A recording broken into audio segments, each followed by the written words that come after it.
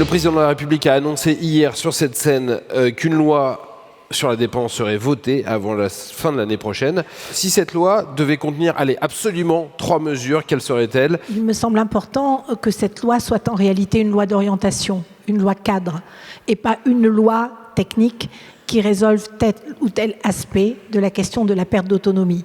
Le deuxième élément, c'est que cette loi doit permettre d'intégrer absolument la dimension de l'anticipation et la dimension des préventions.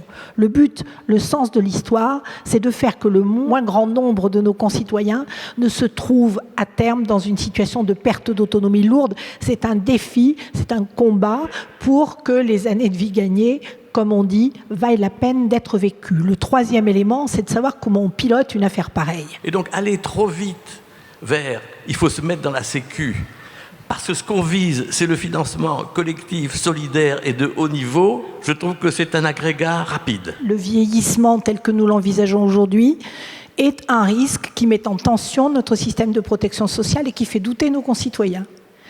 La branche, c'est une autre affaire. Ça veut dire qu'on organise un fléchage, si je puis dire, ou une orientation de notre système de protection sociale vers une structuration des financements totalement dédiés à cela. Ne l'excluons pas, mais regardons tout de même, encore une fois, le sens de l'histoire.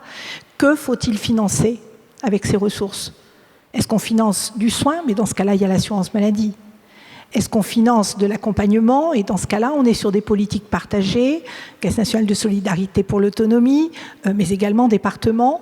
Là, il faudra sans doute s'interroger sur la manière dont ça se pilote et sur le besoin de ressources complémentaires. Je crois que cette loi, elle doit respecter une forme de triple A.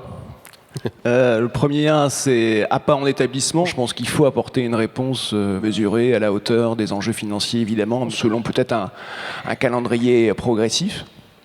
Deuxième A, c'est assurance dépendance. Je pense qu'il faut labelliser des contrats d'assurance dépendance. Ça doit être quelque chose de collectif, ça doit être quelque chose qui peut se continuer à titre individuel.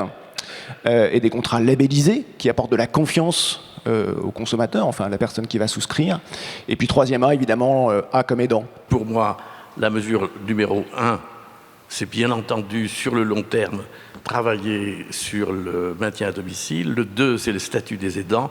Le 3, c'est l'amélioration de la qualité de vie dans les EHPAD. Parce qu'il y a aussi la question des financements, de l'utilisation des financements, c'est d'intégrer une notion d'investissement social et qui a un lien aussi avec l'économie sociale et solidaire. Je crois que ça mériterait d'être intégré dans une loi cadre, que cette loi ne veuille pas tout gérer depuis Paris. C'est-à-dire d'avoir une loi qui permette aux acteurs de faire des propositions, qu'on leur fasse confiance et que ces propositions, elles puissent être portées avec les acteurs locaux et sur la base de l'évaluation des besoins des personnes et des besoins territoriaux. L'État fait des choses, mais l'État ne peut rien sans les parties prenantes.